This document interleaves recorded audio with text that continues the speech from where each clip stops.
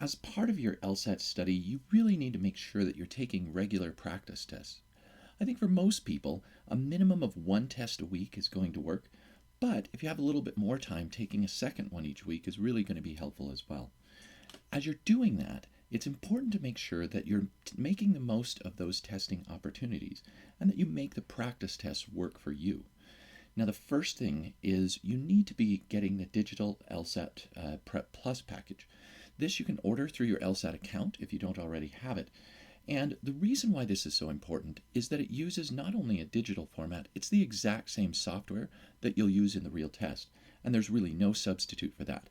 So make sure that you already have that, or if you don't have it, get that.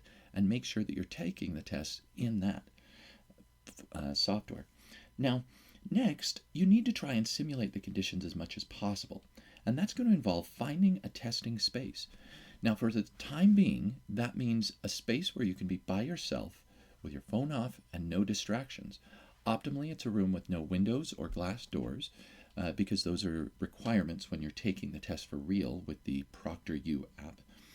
And that you set aside enough time so that you can take the test and not be disrupted at any point during that process. Next, create and follow a pre-test routine. You need to come up with sort of a pathway that you're going to follow each time as you're preparing for a test so that you get your mind prepped for that testing experience so that on test day it feels very comfortable and normal. Next, set a goal for what you want to score.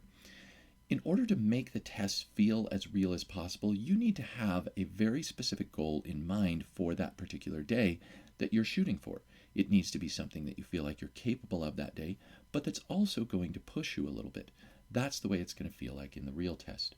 So make sure you're setting a goal. And finally, review, review, review. When you get done taking the test, you really aren't going to learn that much from it unless you take the time to go back over the questions from that test, reviewing the questions that you missed, making sure that you understand them completely, and that you're not going to make the same mistakes the next time. And those are going to be the keys to making sure that practice tests work for you.